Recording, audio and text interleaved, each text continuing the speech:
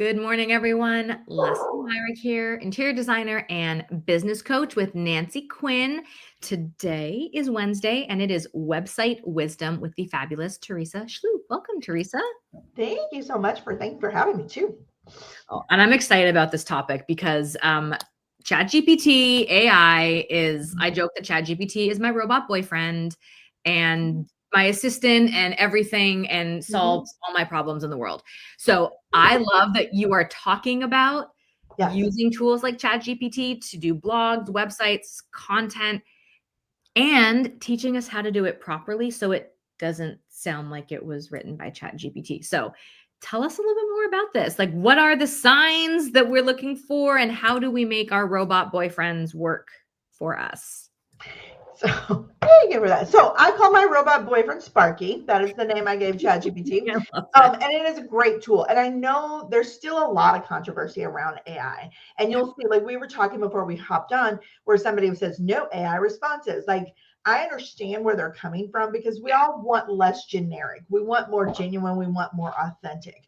But you can still bring out that genuine and that authentic when you're utilizing AI tools. Yes. To me, I utilize my AI tools as a starting point, as a research tool to get me going in whatever project I'm working on or whatever topic I'm looking into. And then I take it deeper, and it simplifies that. I mean, remember, maybe I don't know if you remember this, but I remember once upon a time, to find content, you had to know somebody with a set of encyclopedias that were up to date. And that's how you found and dug to find content. And then came the internet, and the internet will allow us to do Google searches. But how often do your Google searches provide you with a whole bunch of crap you don't want? It's getting worse, Teresa. I feel like it's getting so much worse. It is getting so much worse. And like, what was it? I was Googling something simple like, what's the best way to do my cuticles? Clean my cuticles. Something simple. And I got so much garbage where people were just like talking to hear themselves talk, or writing to hear themselves write. And it was awful. But then I can go into Sparky, my little ChatGPT app, and I can be like, give me the best video on this. And instantly I can get something that gives me quick results. Yeah. And so I love the aspect of ChatGPT, and I use it a lot in my own writing, blogging, marketing, emails, all of that stuff. But you do have to make it sound like you still. That is why people are pushing back, is because there's a genericness and a genuineness to ChatGPT writing. And honestly, you can spot it once you start doing it. You can spot it a mile away. You can pick it up quickly. Yeah. And so that's one of the things why I wanted to come up with, help people figure out, how can I take my content, tweak it so that it is more authentic, so it is more genuine, and so that it is more well received by my audience. And so that's what this month's blog is all about. Awesome. All right, so here's 5 telltale signs that your content was written by ChatGPT. First of all, it sounds like a motivational speaker in a corporate memo had a baby. Nailed it. We all know, like, the wording that they use in today's world, let's be honest, and don't get me wrong, I mean, it's very, very generic, and they use those words constantly. And then there's run-on sentences that give vague advice, and they go on and on and on, and they repeat themselves. You know, like a motivational speaker who's getting up, and you don't know why they're motivating you. You feel motivated, but you don't know what the heck they're trying to tell you, because they just are tossing positive words at you left and right. So that's the first thing that I want people to think about. And I actually asked ChatGPT when I was writing this blog, give me the top 10 phrases that are overused in ChatGPT. So I have this list on my blog if you guys want to talk about it, or go take a look at it, but I'll give you a couple of them. Let's dive in. Oh my gosh. Right? Let's dive in. Okay. Delve into or unpack. That's another one. Who says those words? Do I ever say, Lesley, let's delve into this topic? Like, no. Teresa, let's unpack this topic together. Nobody says that unless they're in a corporate meeting trying real hard not to call somebody a jerk. So, those are words we don't use. In conclusion, another one. Here's the thing. Says that a lot. Mine pops up. Here's the thing. I think that's that one though. I feel like people say that one a little bit more in actual That's a conversation. little bit more genuine, but I don't say it 10 times in a blog post. Good point. It's the So, overuse that becomes the red flag, not the phrase itself. yeah, so that's a bonus I actually added because it is one that'll show up. Yeah. But there's a lot of common phrases that you're going to need. So when you write your content with ChatGPT, you want to take a look for these common phrases or even phrases that just don't sound like you. You know, like that in today's world. Like, I don't start off like that unless I'm trying to be overly professional, and then nobody wants to read that anyway. So you've got to take out the phrases. Okay. So that was number one. Number two, this is something that is relatively new, I've noticed, and it's this mysterious space at the beginning of every paragraph. Like Ooh, there's so this is a formatting issue, not the language specifically ChatGPT right, is it's a using. formatting thing, and it's this little space that they put at the front of a paragraph. And I mean, let's be honest. First of all, in the world now that we have, and I just said, let's be honest. I was gonna say, yes, so it'll catch you. And again, I don't say it all the time. But in our online world, we don't indent paragraphs anymore. We don't have. We're not on typewriters anymore in the 1950s. Right. That's not a thing. If there is a need to indent, there's proper tools to do that, not the space bar. You know, please don't use the space bar to indent, people. But there's proper ways of doing it. But that little tiny little extra space in front of all the paragraphs, pay attention, like pull something up and you're going to notice there's extra space added in there. And I see it all the time. And it's one of those things I have to go in and fix that formatting. Okay. So that's number two. Number three is the use of the long dashes. The M dashes are everywhere in ChatGPT. ChatGPT. They are out of control. And this one actually makes me a little bit sad because I love the M dash and I they're legit use it in writing. But now, because it's in every other sentence, like it replaces commas so constantly in your sentences, it's starting to stand out as this telltale sign. So I've stopped using them even, on my own, just because it's almost like screaming, this was written by AI. Yeah.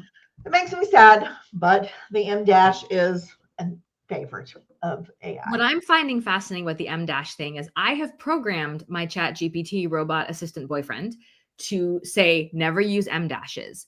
And yet constantly, and I have to be like, hey bro, take out the M dashes and redo this. And I don't know how to make it not do it from the beginning. It just will not listen to me. Just like a boyfriend. They don't always listen. Just like a real boyfriend. Just like a real boyfriend. It's just what it is. So look for it. I've got to where at the end of it, because I'll miss them sometimes. So when I'm writing content, when I get to the end, I'll do a search in the document for the M dashes and then go in and replace them appropriately. I may leave a few in, but for the most part, it just overuses that M dash. Nobody needs that much emphasis. No, and you're right that it's replacing a lot of commas where you can save those dashes for when you really are wanting to pause and call something out. But like 2/3 of them could probably just be commas and we'd all be fine. Exactly. 100%. Okay. The other thing that I see quite often, especially in longer content, is that long borderline separator. It's like, here's a new thing, here's a borderline, here's a new, paragraph, here's a borderline, and it'll put them in all the time. Take those out. Like it takes 5 seconds. This again is a formatting thing. But when you're writing an email or writing a blog post, did you put the borderlines in before? Like probably not. When you say borderline, do you mean like that separator line? That's that separator long line. Physical line. It's not just hyphens or dashes. It's an actual formatting line.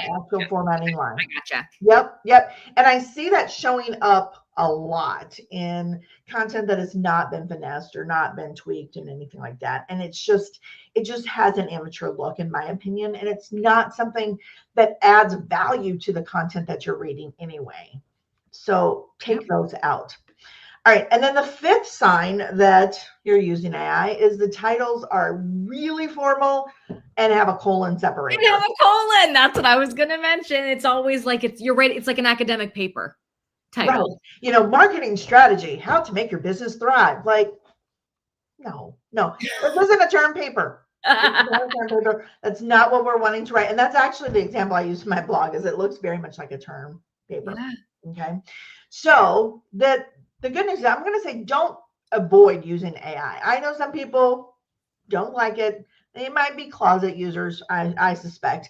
I think you should, but you need to squeeze the AI look out of your content, and it really isn't that hard to do so. So on the blog, again, I have some steps if you guys want to go deeper. But the first thing is read through that and edit for tone, not just grammar. Think about how you would really talk, how you would say things. Read it out loud is what I recommend, especially if you're not real used to this. When you read it out loud, you're going to catch things that you would not hear if you're reading it on the screen. And a bonus tip, if you read it to a mirror, like you read it to yourself in the mirror, you're going to catch even more stuff, because when you have an audience, your brain associates that face looking back at them as an audience, and you're more aware of what you're saying. That's a great tip. How you're saying it. Yep. In fact, I used to have mirrors on my computer to help me with that when I was trying to get used to it. I had little dollar store hand mirrors taped to the sides of my monitor, so that I had that audience looking back at me. So it can be a little time consuming at first, but when you do that, you're going to start getting better at it, and you're going to start catching those things. And you can use that to train ChatGPT and say, please don't ever say this. It probably will listen most of the time. Except if you're talking about M dashes, I've tried, but other things, it is good. You can, it's kind of the nice thing. You can push back, and you don't have to, it's not a human. You don't have to dance around it. You can just say, never say this, or don't ever write this again. Right. This is not my style. This is not my brand or my voice. Well, and the end of last week, I was working on some of my content, and like what it came up with, I was like, Sparky, what the heck? This does not sound like me at all. And I think that's what I typed in to the browser. And it was like, oh, you're right. Okay, let me fix that. And like it came back with something that was much more genuine. So you can train it once you catch those kind of grammar tone things that just don't sound like you. You can train it. You can ask it to be more conversational. You can ask it to be more professional if that's the vibe that you're putting out there. You get to help guide and finesse it, but you still, even though, I've been using ChatGPT almost since it came out, I still have to look at every piece of content very closely. Because if I don't, there's going to be things that I miss, because it's not perfect. And it will say at the bottom of the screen, it says I'm not perfect. Yeah. And I would say this is true. ChatGPT is the one I use all the time, but I've utilized all the other ones. I've practiced in them. I've gone into them. I've used them. I like this one, and that's where I settled. So this is true for all of them. None of them are stand above the rest by any means. They all have their quirks. And I think the big takeaway is there's going to be AI telltale signs, and it's tempting to keep them because it does make your writing sound real. Like, it makes you sound good, but it's too good, and it's too polished, and it's not real. And that's not real. And then the other step too, when it comes to, is cut out that fluff and keep the gems. ChatGPT, or all of them, AI is wordy. It loves to talk, and it rambles and rambles. And it will say sometimes, like at the end of a blog post, it'll have like 4 paragraphs that can be summed up into 1 paragraph. Like, it's just a little too much. So cut out the fluff and keep the really good, juicy parts that fit the best. Perfect. Easy. The other thing I would say is add your own stories and examples into this, especially blog posts. Blog posts should be a little bit more informal or informative, engaging, and a little bit more personal. Like, tell your own stories. Don't just let it put something out. I've actually had it write client stories before. Like, I didn't ask it to do it. It just all of a sudden said, this client had this problem. And I'm like, that is not true. I do not lie. Don't do that ever again. Like, I don't know what you're doing, but that it listened to. But put in your own flair, your own stories, your own examples, your own things that come from the business, because that's your zone of genius. And that's what people are looking for when they're reading your content anyway. Yeah. And that's the key. This is a tool. This doesn't replace you and your writing, but it can take what you've already got, make it work, and then you can keep pushing back at it to make it sound as much like you as possible. Absolutely. Yep. The next thing I would say, simplify your title. That's just simple. Simplify the title.